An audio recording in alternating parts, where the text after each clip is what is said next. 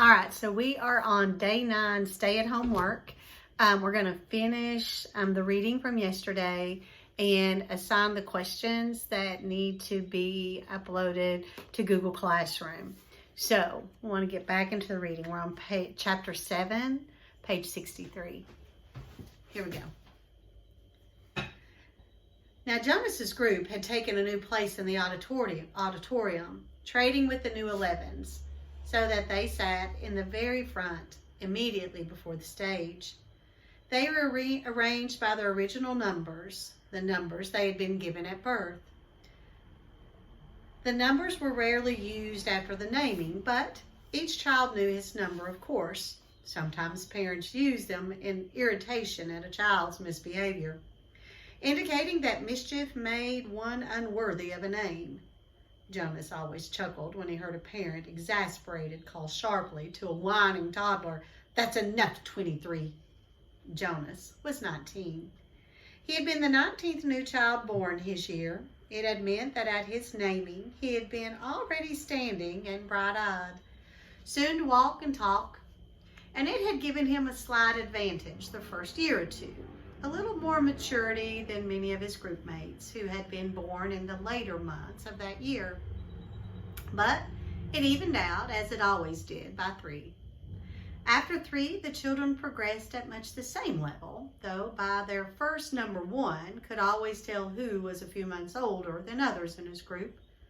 Technically, Jonas's full number was 19, since there were other 19s, of course, in each age group. And today, now that the new 11s had been advanced this morning, there were 2 19s. At the midday break, he had exchanged smiles with a new one, a shy female named Harriet. But the duplication was only for those few hours. Very soon, he would not be an 11, but a 12. And age would no longer matter. He would be an adult, like his parents, though a new one and untrained still. Asher was 4 and sat now in the row ahead of Jonas, who would receive his assignment 4th. Fiona, 18, was on his left, and on his other side sat 20, a male named Pierre, whom Jonas didn't like very much. Pierre was very serious and not much fun, and a worrier, and a tattletale too. "Have you checked the rules, Jonas?" Pierre was always whispering solemnly. "I'm not sure that's within the rules."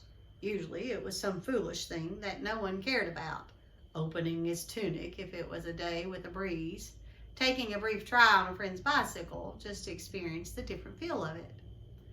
The initial speech at the ceremony of 12 was made by the chief elder, the leader of the community, who was elected every 10 years. The speech was much the same each year. Recollection of the time of childhood and the period of preparation, the coming responsibilities of adult life, the profound importance of assignment, the seriousness of training to come. Then the chief elder moved ahead in her speech. "This is the time," she began, looking directly at them, "when we acknowledge differences. You 11s have spent all your years till now learning to fit in, to standardize your behavior, to curb any impulse that might set you apart from the group. But today, we honor your differences. They have determined your future." And she began to describe this year's group and its variety of personalities.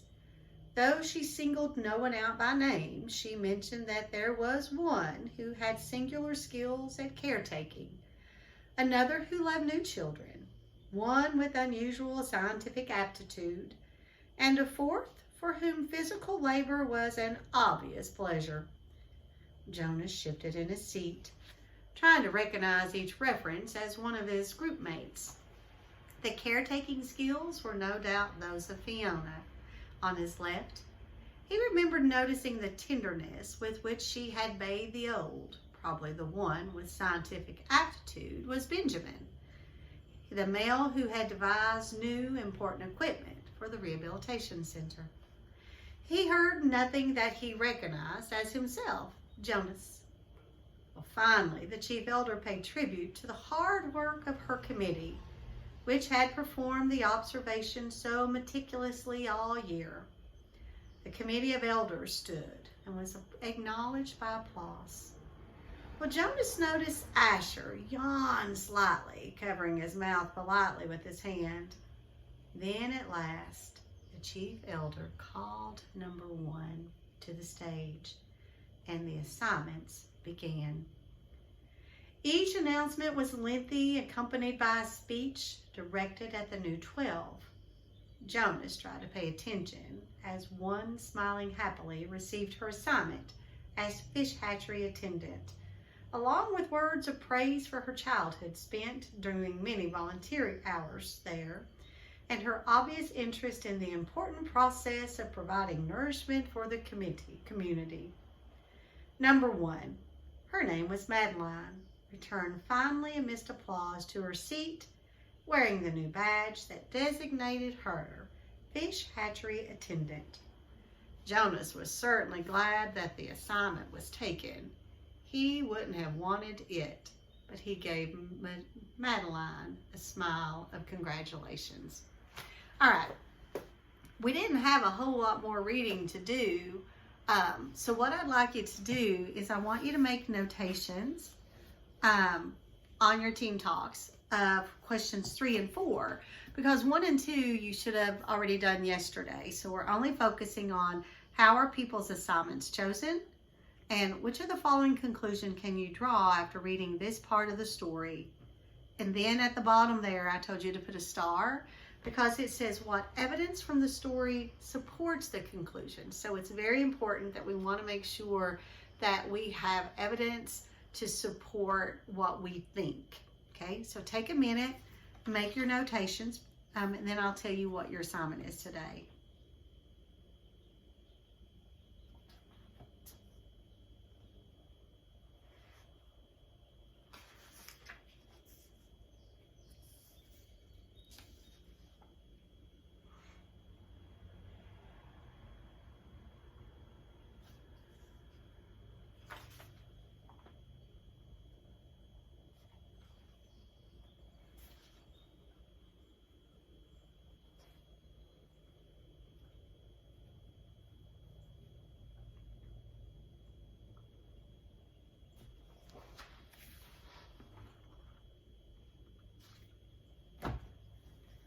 All right, so you should have had time to do that. So the questions that you are going to upload onto Google Classroom today are going to be questions 2 and 4.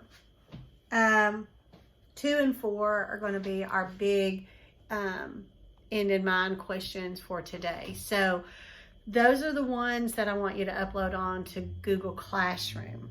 So 2 and 4 it is. Now, when we come back to day 10, change my pencil, that one broke. To day 10, we are going to go over your answers, your correct answers, and then we are going to go into the test. Your whole test is going to be on Google Classroom. You will answer on Google Classroom and you will submit to me for grading. So keep that in mind for tomorrow. That's what's going to be happening. So everybody has their assignment. We're going to upload questions 2 and 4. And that's all we're doing today. Have a good day, guys.